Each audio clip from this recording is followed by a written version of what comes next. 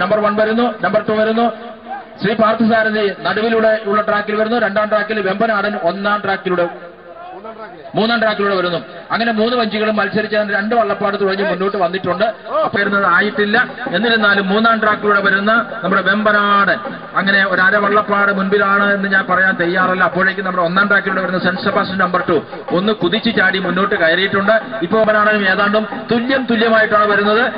നടുവിലൂടെ അതായത് 2ാം ട്രാക്കിലൂടെ വരുന്ന പാർത്ഥസാരഥി ഇതിനെല്ലാം മധ്യസ്ഥം വഹിച്ചുകൊണ്ട് അങ്ങനെ പിന്നോട്ട് പോയിട്ടുണ്ട്. പക്ഷേ 1ാം ട്രാക്കിലൂടെയും വെമ്പനാടനും സെന്റ് സെബാസ്റ്റ്യൻ നമ്പർ 2 തമ്മിലുള്ള മത്സരം ഒന്ന് നോക്കൂ. ഒന്ന് കൈയടിച്ച് പ്രോത്സാഹിപ്പിക്കുകയാണെങ്കിൽ ഇപ്പോഴും സെന്റ് സെബാസ്റ്റ്യനും വെമ്പനാടനും തമ്മിലുള്ള വമ്പിച്ച മത്സരം, പിരിമുറുക്കം ഉണ്ടാകുന്ന തരത്തിലുള്ള ഒരു മത്സരം, നമ്മുടെയൊക്കെ കരം പിടിപ്പിക്കുന്ന ഒരു മത്സരം കാഴ്ചവെച്ച് വരാൻ സാധ്യതയുണ്ട്. പക്ഷേ 3ാം ട്രാക്കിലൂടെ വരുന്ന വെമ്പനാടൻ എന്താ ഇങ്ങനെ വെമ്പനാട ഒന്നുകൂടെ പിടിച്ചു നോക്കിക്കൂടെ, ഇവരെ അങ്ങനെ വിട്ടുകൊടുക്കാമോ എന്ന് ചോദിക്കുന്നുണ്ട് അതിന്റെ കൂട്ടത്തിലുള്ള തുഴക്കാർ. പക്ഷേ അവര് എന്താ പറ്റിയതെന്നറിയില്ല. ഏതായാലും അതാ നമ്മുടെ സെന്റ് സെബാസ്റ്റ്യൻ നമ്പർ 2 വെമ്പനാടൻ ഇവര് രണ്ടുപേരും അങ്ങനെ ഏതാണ്ട് ഫിനിഷിംഗ് പോയിന്റിനോട് അടുക്കുന്നു.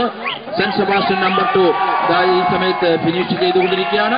തൊട്ട് അടുത്ത് തന്നെ ഏതാണ്ട് ഒരു അര വള്ളപ്പാട് വ്യത്യാസത്തില് നമ്മുടെ വെമ്പനാടനുണ്ട്. അതിന്റെ തൊട്ട് പിന്നാലെ 1.5 വള്ളപ്പാട് വ്യത്യാസത്തില് ശ്രീ പാർത്ഥസാരഥിയും ഉണ്ട്. ഫലമൊക്കെ പറയേണ്ടത് ജഡ്ജസാണ്, അത് അവർ പറയും.